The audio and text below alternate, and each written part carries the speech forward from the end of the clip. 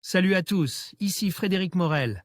Bienvenue sur ma chaîne dédiée à la science et aux découvertes scientifiques. Si vous êtes passionné par l'exploration de notre univers et les avancées scientifiques, pensez à vous abonner.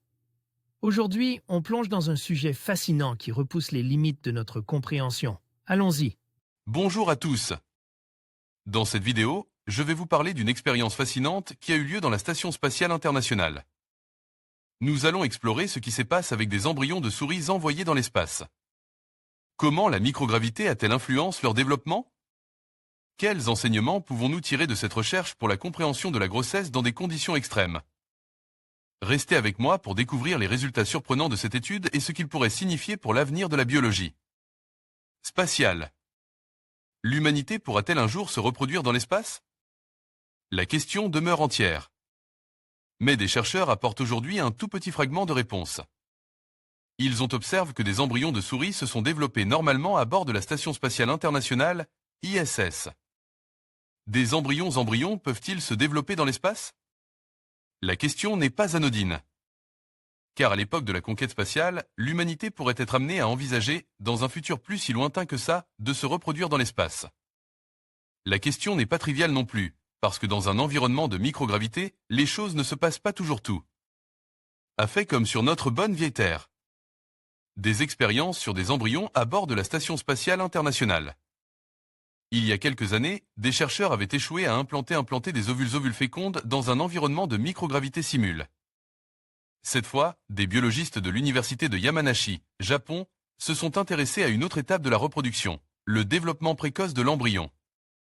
Ils racontent ainsi dans la revue eScience comment ils ont envoyé des embryons de mammifères, des souris, en l'occurrence, congelés à bord de la Station spatiale internationale, ISS.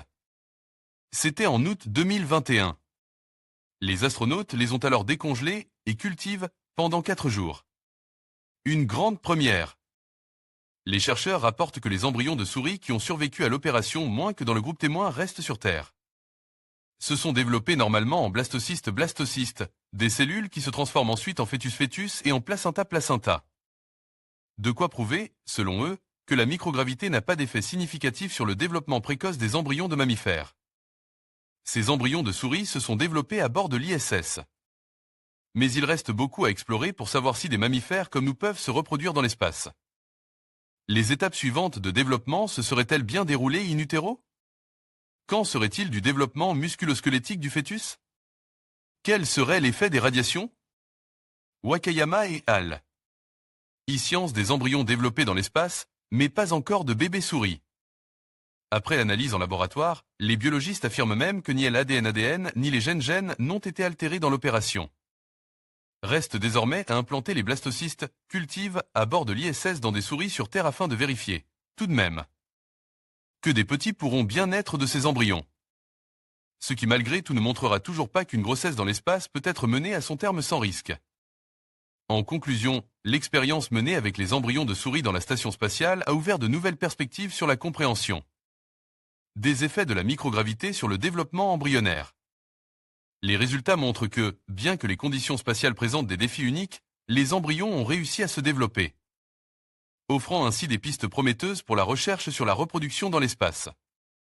Ces découvertes pourraient non seulement enrichir notre connaissance des mécanismes biologiques, mais aussi préparer le terrain pour de futures missions habitées au-delà de notre planète. La recherche continue dans ce domaine est essentielle pour envisager l'avenir de la vie humaine dans l'espace.